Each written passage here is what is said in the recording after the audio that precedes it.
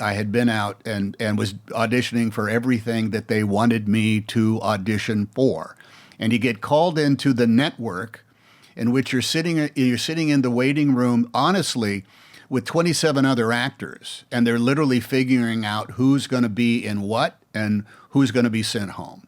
And I auditioned for Bob Miller and Tom Miller and Bob Boyette, Miller, Milkus, and Boyette Productions, the creative force behind Happy Days and Laverne and Shirley and Mork and Mindy and a ton of other things. Wow. And they had a show that they were it was the TV version of Foul Play, the movie Foul Play. Yep. And I went in and read for the TV version of Foul Play. Great movie. And they said that was great, Tom. Barry Manilow. Can you go over?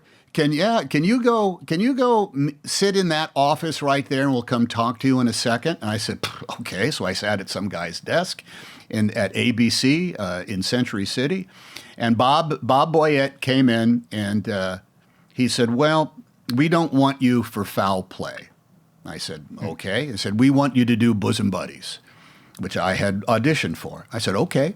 Yeah. And that and that was that. And that was that. I was watching, I went down a Bosom Buddies rabbit hole the other day. How do you even find it? Are they on YouTube? You find it. Okay. All right. You can find it. And I remember watching it as a kid. And what's remarkable is that it's a physical role. Like, you are a physical comedian. It's almost like you see elements of like Kramer from Seinfeld or Chandler from Friends that would happen, decades later. There was you weren't just like this kind of, fun-loving guy. Like, it was a physical role. Yeah. And there's a scene I remember watching where you're with Peter Scolari, the other Peter Scolari, yes, bosom buddy.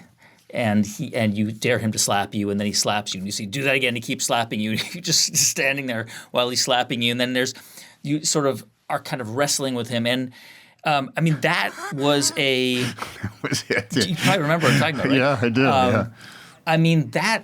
And I wonder how did that kind of acting come more naturally to you because of where you came from and how you grew up versus the kind of acting that you had been trained to do for the previous 5 or 6 years? I think that I had been cast an awful lot as that guy who did very physical stuff. When I played Grumio in Taming of the Shrew, I was all over the place. I was flopping left and right. I was getting beat up. I was getting smacked. I was being dragged by an imaginary horse on stage. The physicality of it kind of went into being the Shakespearean clown. But it was. That was still just me goofing around in the living room in a pair of socks, seeing how far you could slide before you ran into the glass door, the sliding glass door. And Peter and I can't stress enough the bond that Peter and I developed in the course of doing that It's show. It's clear. We spoke a secret language, Peter and I did, because we were the only 2 guys on the show. That was one thing. And we were in every scene together. And he had this tight gymnast body. He had the lowest center of gravity and had it was all muscle mass. And he had this intense. He wanted to be Buster Keaton, and he had this great stone face. And his physicality. We were always working out. I remember there was one thing where he threw our portable, Kip and Henry's portable TV at me. He says, oh, you think this is yours? And so he threw it at me. And the joke was going to be that it was going to smash on the floor, and then we'd get on with the rest of the scene.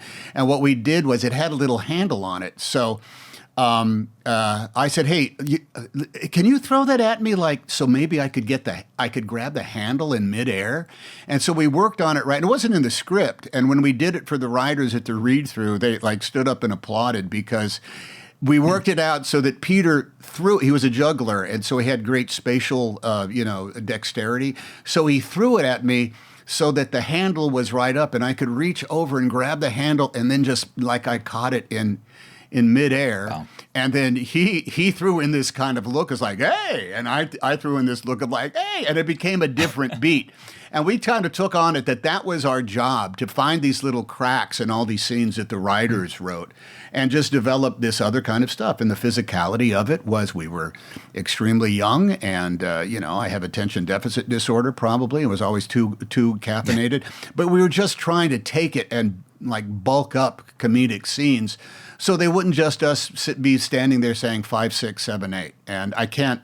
We became extremely, extremely tight, almost too tight for some people on the show.